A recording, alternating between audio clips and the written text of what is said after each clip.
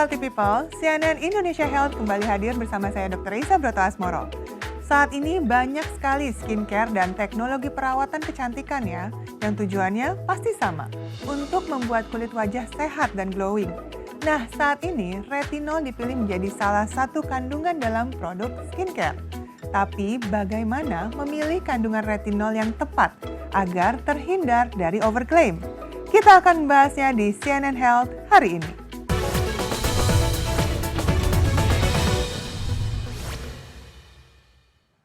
Kandungan retinol pada rangkaian perawatan kulit wajah kerap menjadi favorit masyarakat. Pasalnya, retinol ini memiliki banyak manfaat untuk kulit. Namun, masyarakat harus waspada dalam menggunakan retinol.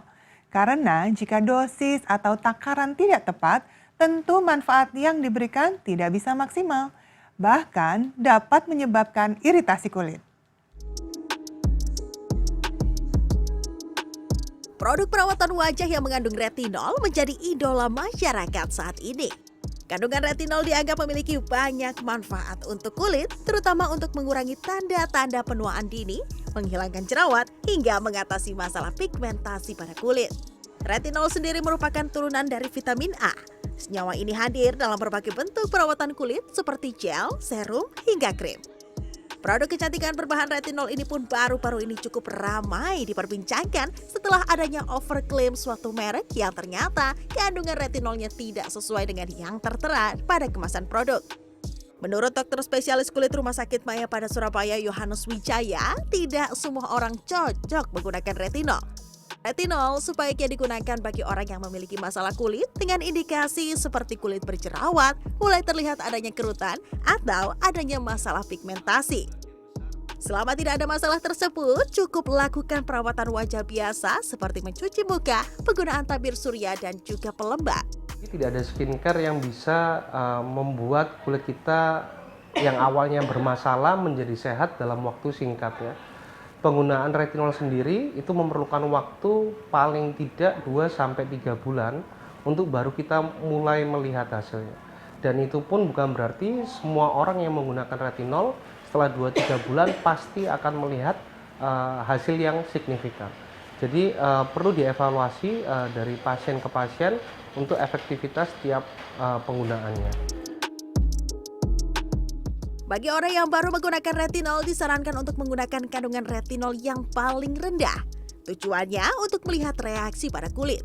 Umumnya, dalam sebuah produk terkandung dosis retinol antara 0,1 sampai 1%. Sementara, dosis retinol yang diperbolehkan dalam dunia dermatologi adalah sebesar 2%.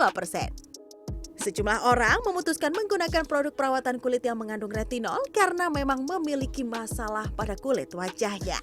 Seperti yang dialami oleh Gavrila, awalnya ia memiliki permasalahan jerawat pada wajahnya. Ia pun memilih untuk berkonsultasi dengan dokter kulit. Apalagi kulitnya cenderung kering dan sensitif sehingga ia lebih berhati-hati dalam memilih produk. Karena mukaku ini awalnya jerawatannya nggak hilang-hilang, udah diresepin dokter obat, tapi juga nggak hilang-hilang. Akhirnya dokternya kasih obat yang mungkin kadarnya lebih tinggi lagi dan juga ini juga dipantau sama dokter. Jadi kayak cuma sampai 1 bulan aja pemakaiannya. Kalau misalnya dalam 1 bulan ini nggak ada perubahan atau makin parah, aku katanya disuruh ganti.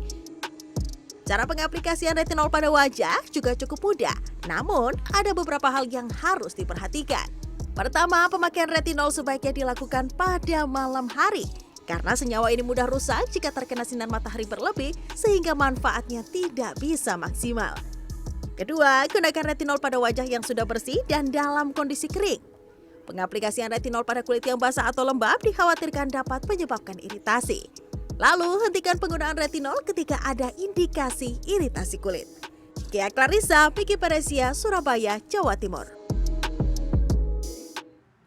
Baik, langsung saja yuk kita bahas tentang memilih retinol dan skincare yang tepat untuk kesehatan kulit bersama Dr. Dayana Ranindi, spesialis kecantikan dan kesehatan kulit yang sudah hadir di studio CNN Indonesia.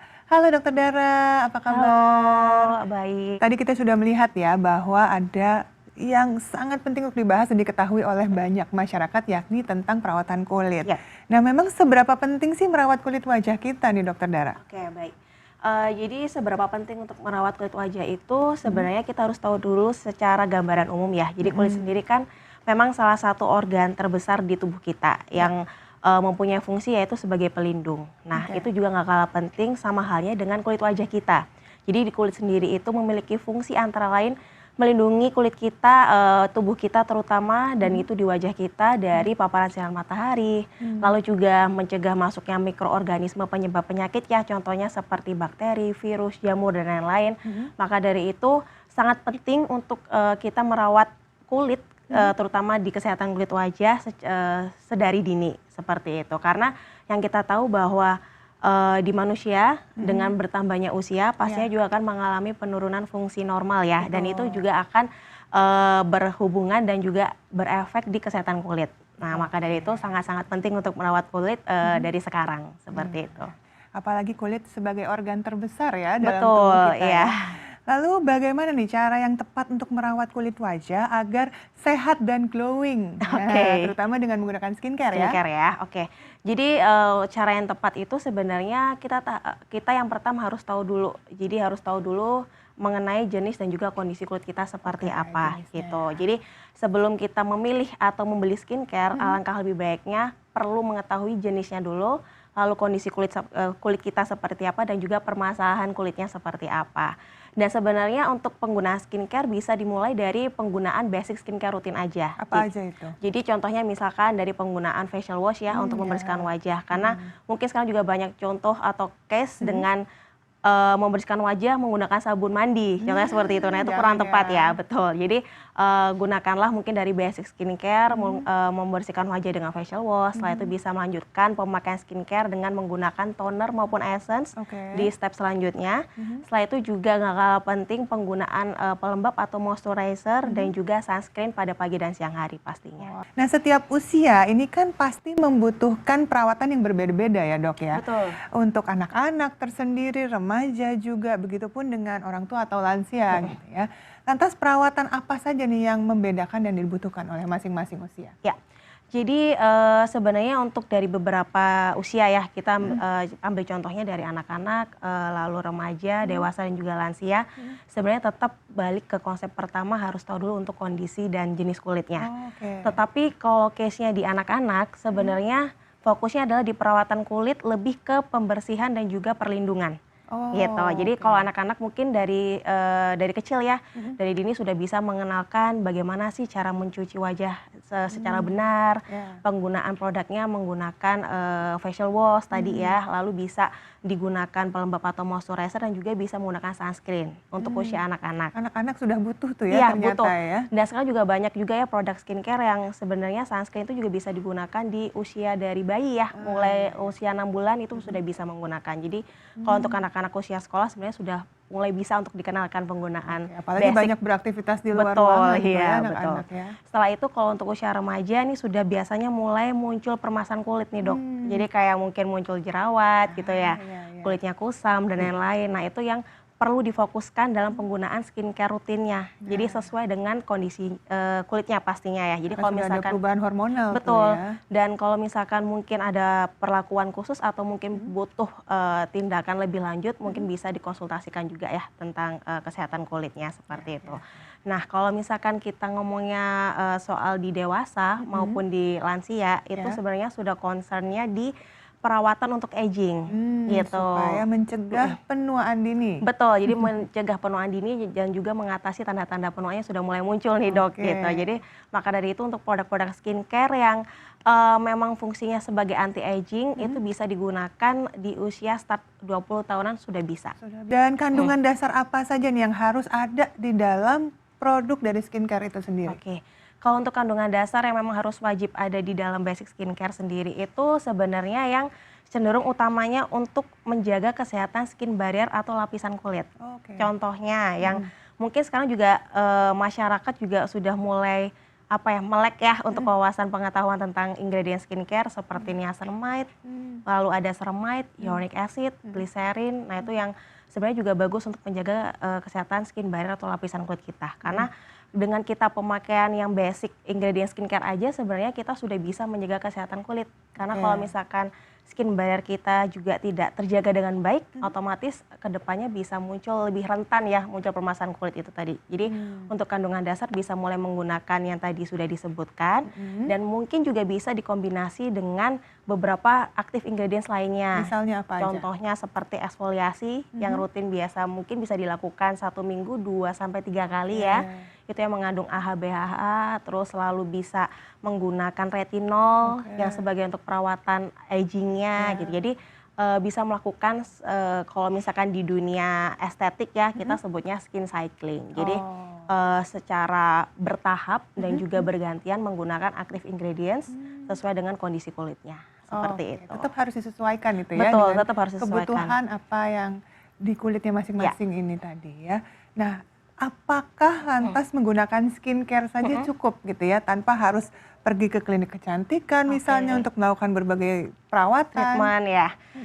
Sebenarnya tergantung dari kondisi kulitnya juga ya dok. Kembali lagi ya kondisi betul. kulitnya. Kalau misalkan di kondisi kulitnya juga tidak ada kondisi yang serius, yang istilahnya tidak ada kondisi medis tertentu mungkin ya, yang memang perlu penanganan lebih lanjut, sebenarnya masih aman-aman aja menggunakan basic skincare itu tadi. Jadi kalau misalkan memang sudah ada permasalahan kulit yang lebih serius, contohnya mungkin kulitnya lagi mengalami jerawat dengan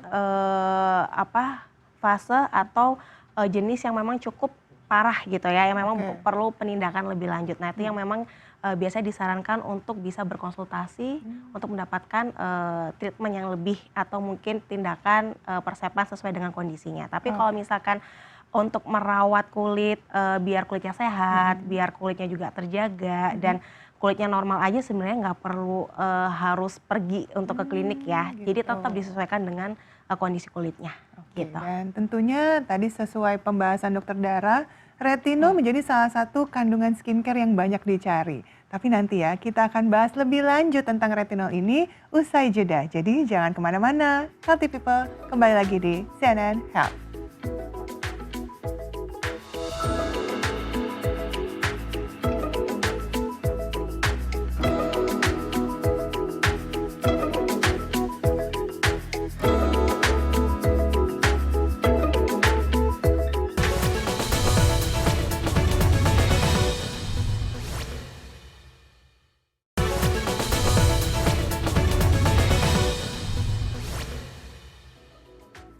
Healthy People masih di CNN Health with Dr. Reza Brotoasmoro dan kita masih membahas tentang perawatan kulit bersama Dr. Dayana Ranindi, spesialis kecantikan dan kesehatan kulit.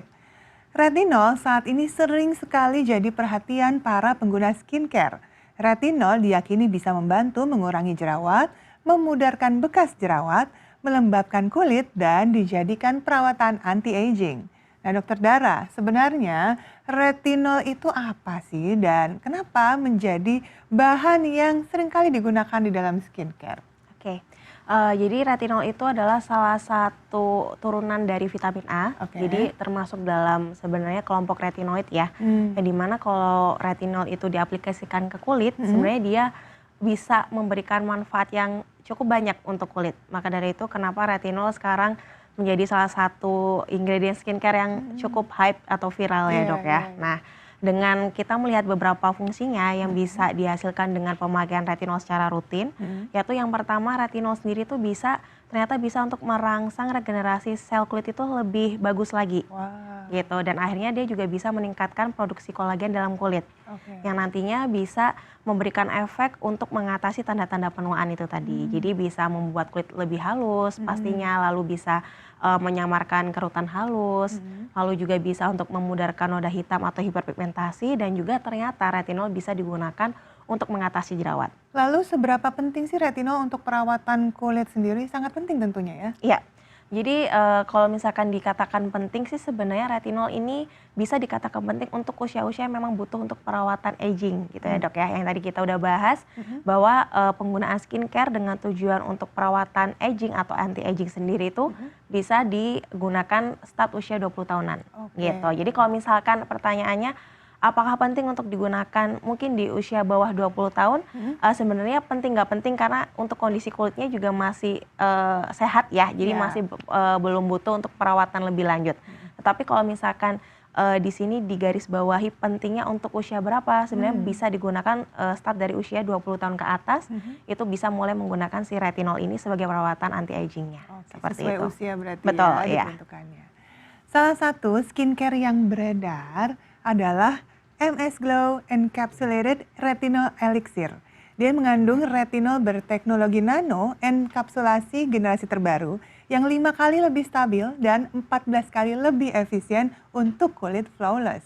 Nah, Dokter Dara, apa saja nih yang terkandung di dalam MS Glow Encapsulated Retinol Elixir ini? Oke, jadi di MS Glow Encapsulated Retinol Elixir ini sebenarnya ada beberapa ingredients yang pastinya termasuk key ingredients ya dok ya. Jadi di dalamnya itu yang pertama ada encapsulated retinol sebesar 0,5%. Nah di sana yang kita tahu bahwa apa sih bedanya encapsulated retinol dengan pure retinol atau retinol biasa. Jadi encapsulated retinol sendiri ini sebenarnya dia lebih gentle waktu diaplikasikan ke kulit. Oke. Jadi pada saat pemakaian retinol ini dan khususnya untuk pemula ya. Jadi kalau misalkan mungkin ada yang belum pernah memakai active ingredients yaitu retinol ini itu bisa dijadikan sebagai pilihan juga karena dia pasti lebih gentle tanpa menimbulkan iritasi untuk pemakaian awal seperti itu. Nah setelah itu selain ada encapsulated retinol ini juga terkandung ada namanya bakuchiol. Kalau bakuchiol itu termasuk dalam kandungan antioksidan alami yang memang diperoleh dari ekstrak biji dan juga tanaman ya, yang dimana sebenarnya bisa menjadikan alternatif kalau misalkan mungkin ada beberapa kondisi kulit yang tidak bisa menggunakan retinol. Jadi bakuchiol dikombinasikan dengan encapsulated retinol sendiri ini ternyata bakuchiol bisa memaksimalkan kinerja atau fungsi dari retinolnya itu sendiri. Gitu. Dan juga ada kandungan peptide dan juga ceramide-nya. Jadi memang di sini lebih untuk menjaga kondisi skin barrier-nya ya, jadi tetap hidrasi dan kelembapan kulit juga pasti terjaga. Selain ada komposisi atau bahan aktif dari retinolnya, jadi makanya bisa lebih gentle untuk digunakan. Seperti itu.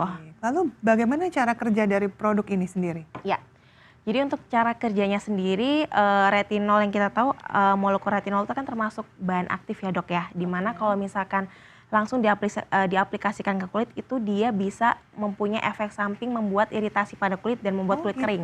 Betul.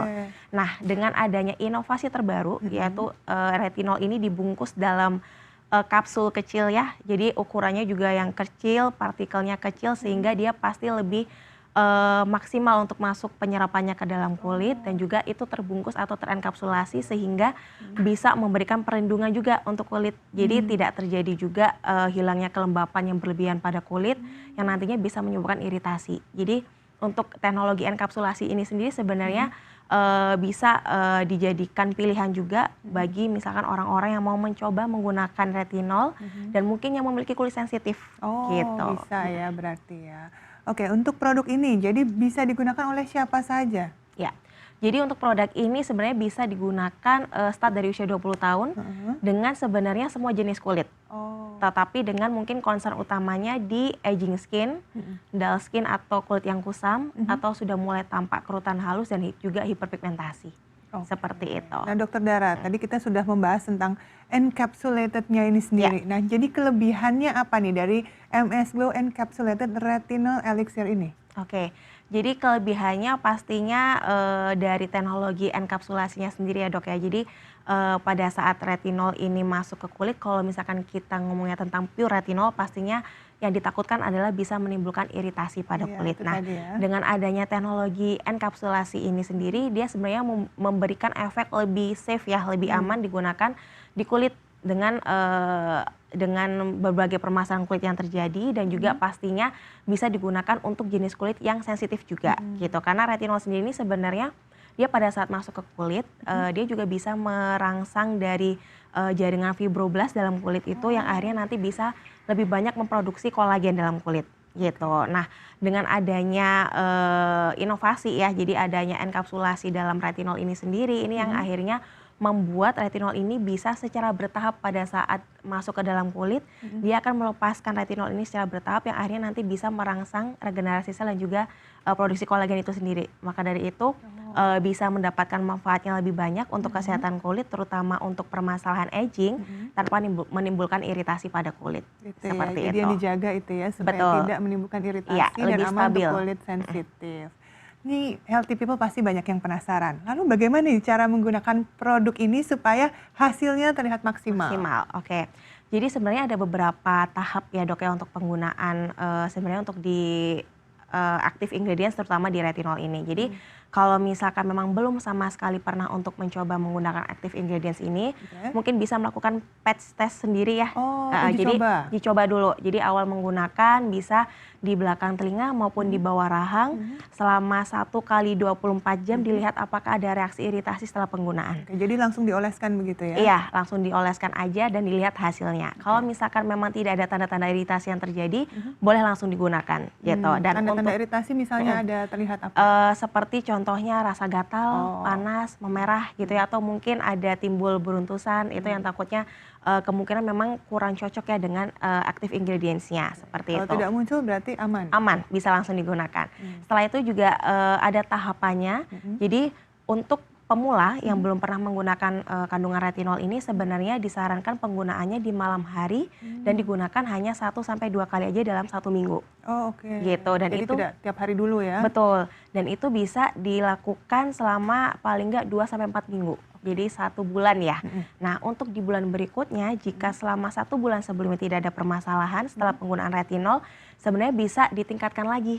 Jadi menjadi 3 sampai 4 kali dalam 1 minggu. Oke. Gitu. Yang pada akhirnya sebenarnya retinol encapsulated retinol elixir sendiri ini bisa digunakan setiap hari. Gitu, dan itu pagi maupun malam hari boleh, tetapi kalau untuk awal memang lebih amannya digunakan pada malam hari dan tetap untuk pagi dan siang hari menggunakan sunscreen dengan SPF yang tepat ya, minimal SPF 30 sampai 50 seperti itu. Oke, baiklah. Saat ini sedang marak nih isu overklaim kandungan bahan, terutama retinol di dalam sebuah produk skincare. Bagaimana menyikapinya healthy people? Nah, kita akan membahasnya usai jeda. CNN Indonesia Health akan segera kembali.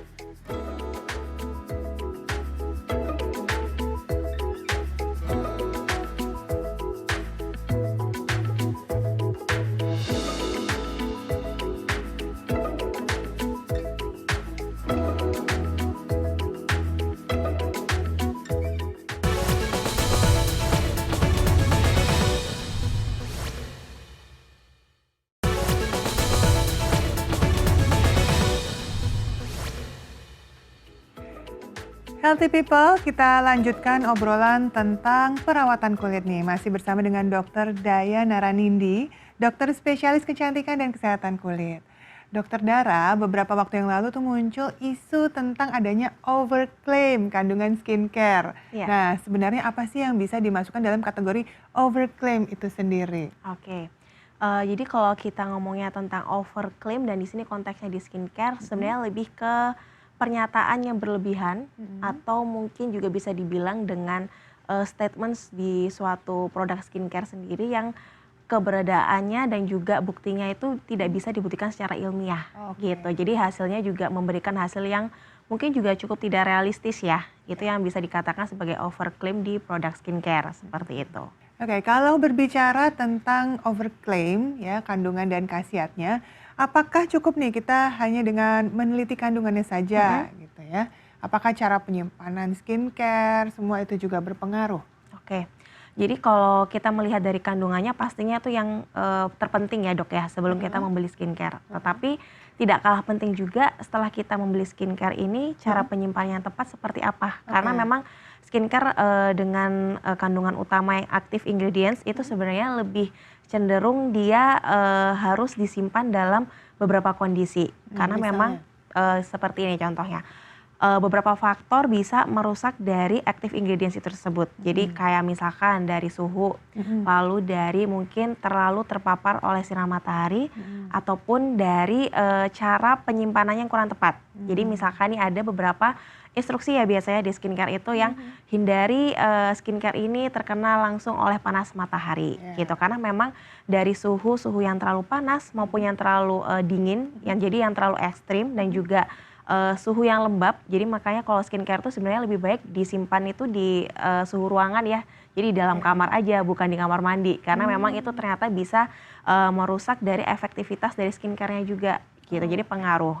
Dan itu juga berlaku misalkan dalam penyimpanan skincare itu juga mungkin terlalu terpapar oleh sinar matahari secara langsung. Itu otomatis juga pasti akan merusak dari efektivitas dan juga skincare aktif itu lebih mudah untuk terdegradasi, Dok. Jadi makanya untuk penyimpanannya perlu diperhatikan. Jadi tidak efektif lagi gitu ya. Betul, dan juga dari cara penyimpanan atau setelah pemakaian skincare kan biasanya ada yang mungkin bentuknya itu kayak di jar atau di pot gitu ya, yang dia tuh pasti kita pakainya selalu buka tutup gitu ya, Dok ya. Dan itu kalau misalkan tidak tertutup dengan rapat, udara tuh juga bisa ternyata menjadi kontaminasi yang akhirnya nanti bisa teroksidasi. Oh, jadi Gitu. rusak kandungannya. Betul, jadi dari segi warnanya berubah, mungkin teksturnya juga berubah, dan itu pastinya akan berefek di efektivitas dari produk tersebut gitu. Jadi untuk cara penyimpanan itu sangat-sangat penting sebenarnya, dan juga sekarang juga banyak untuk tempat penyimpanan khusus untuk skincare ya. Ya, Jadi kayak biasanya ada lemari khusus gitu Nah, ya, yang seperti betul. kulkas kecil. iya, dan itu pastinya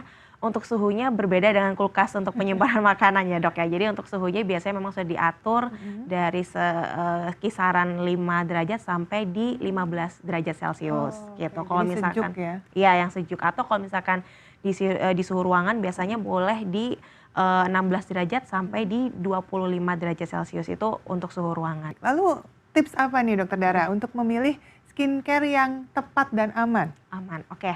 Jadi tipsnya sebenarnya ini sebenarnya jadi resum dari mungkin pembicaraan hari ini ya, Dok ya. Iya. Jadi kalau misalkan untuk memberikan tips yang aman memilih skincare, otomatis yang pertama adalah harus tahu dulu dari kondisi kulitnya. Ya. Yang tadi kita sudah bahas, jadi jenis kulitnya seperti apa, lalu permasalahan kulitnya bagaimana, dan setelah itu kita tahu nih, oh ternyata membutuhkan skincare yang seperti ini loh, yang disesuaikan dengan ingredientsnya pastinya. Jadi contoh, misalkan mempunyai jenis kulit yang berminyak, jadi menghindari untuk skincare dengan kandungannya mungkin memiliki bahan dasar itu minyak ya. Jadi kan dia pasti akan greasy atau malah membuat kulit itu makin berminyak. Oke. Setelah itu misalkan contoh kulitnya mungkin cukup kering dan sensitif, berarti mungkin bisa membeli atau memilih skincare dengan ingredients utama yang bisa merawat skin barriernya. Jadi yang semakin melembabkan gitu ya, Dok ya. Jadi yang ada ceramide-nya, ada niacinamide, ada hyaluronic acid dan lain-lain seperti itu.